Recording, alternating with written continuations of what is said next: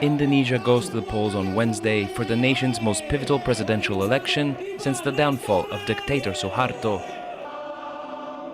And the race is tight, with the two candidates offering voters a stark choice.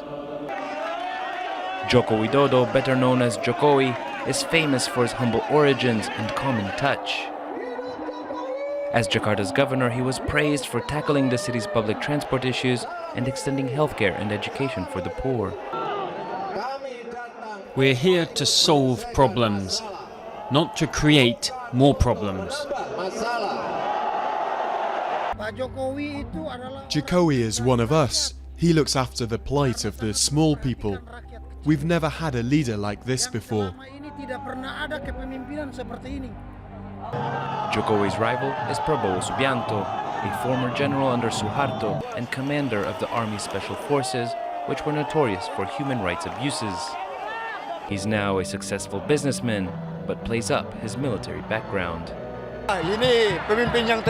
He's a firm leader. He will be a real change.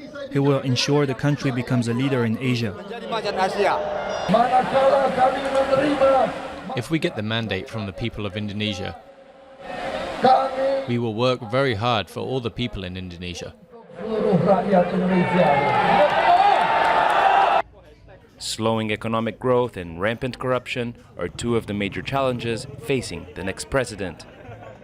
Jokowi promises he'll continue with the country's democratic reforms if elected. Prabowo's critics, meanwhile, fear he would take the country back to its authoritarian past. He clearly tells democracy is just a tool, a means to an end, but not necessarily a foundation. He talked about election not being being a byproduct of the West, and he also talked about returning to the old constitution prior to the amendments, which doesn't have a complete list of human rights and constitutional protection of citizens.